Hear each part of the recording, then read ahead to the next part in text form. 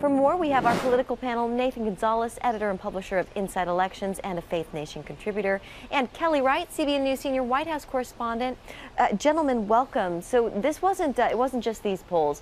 Other polls show a less than glowing approval rating for President Trump's first 100 days. Nathan, to you first.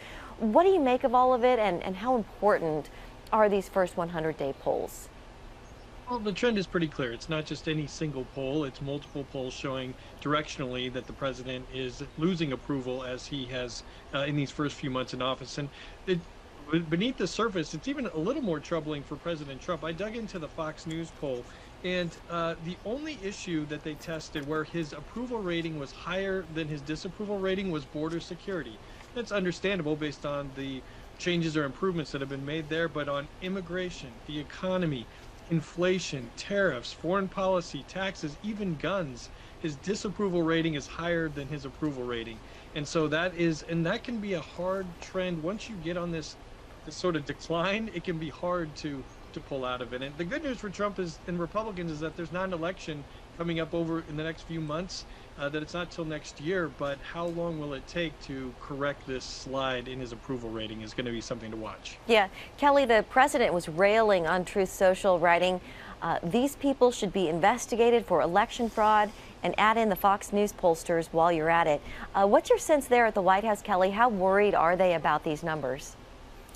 I don't think there's any real worry. I think there's inside thinking that perhaps they have not been able to get their message out, or they feel that the fake news media, as the president likes to say, is being unfair to him, and even looking at the polls, as he stated on Truth Social, that they're fake polls. Look, the bottom line is that many American people, they're being hurt in their pocketbooks, they're being hurt at home. The economy is not faring well for many Americans who are reeling from the tariffs, and so with all of this going on, there's also the messaging factor, and how is this White House putting out the right type of message? The president did say that there would be some temporary pain in order to get to that place called gain, but no one has seen that. There are 18 nations, according to White House Press Secretary Caroline Leavitt, who are standing in line to deal with the United States this week on fair trade and reciprocal trade. All of that's very important. It's going to take a while to get through the tariff situation, especially given what China has been doing and being retaliatory. But a lot of people are saying they want to put their trust in this president, but they also want the president to put trust in them as well. So it's a two-way street. I think this White House is looking at everything and analyzing it. And the question is, will President Trump make some concessions as he goes along with his plan for tariffs? Keep in mind, it's until July with that temporary pause, and we'll see what happens in the results of that. But I don't think they're worried. I think they're looking at their messaging and how they get their message across to the American people so that they really understand and feel what this president is trying to do. Yeah, Nathan, Jenna, yeah, go ahead. And I'll add that there really isn't a reason for the White House to panic right now, because they're not facing voters anytime soon. But where the tension is going to come is with Republicans on Capitol Hill, who are going to face voters in the midterm elections, because historically, the midterm elections are a referendum on the job the president is doing, but voters can't vote against the president in the midterm, so they often take it out on his party, and that is where the tension is going to be coming over the next year plus. So here's something else to keep in mind with that, though. The president is thinking long term. He believes the tariffs long term will benefit the American people, and particularly Main Street America. He has relief packages in place for farmers. So thinking long terms, that's how this president is thinking right now.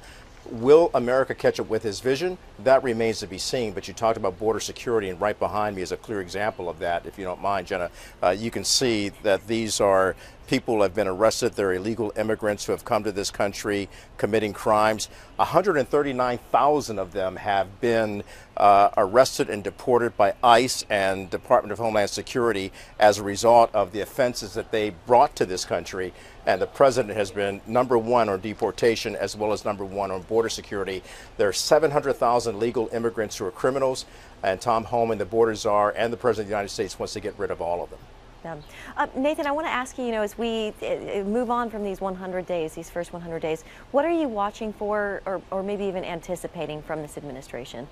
Well, what role is the administration, the president, going to play in the reconciliation bill that we've talked about on many shows before that is going to come up? They passed the framework for those conversations or discussions. I'm also watching to see whether the president is going to propose raising taxes on some of the wealthiest Americans. I mean, that is one of the most anti-Republican things you could even consider, but it's clearly being talked about at least at some level. And so to what extent will Trump go outside the box, outside the Republican box, to do what he thinks is right for the economy, and what are the ramifications of that both inside and outside the party? Okay, Nathan and Kelly, thank you both.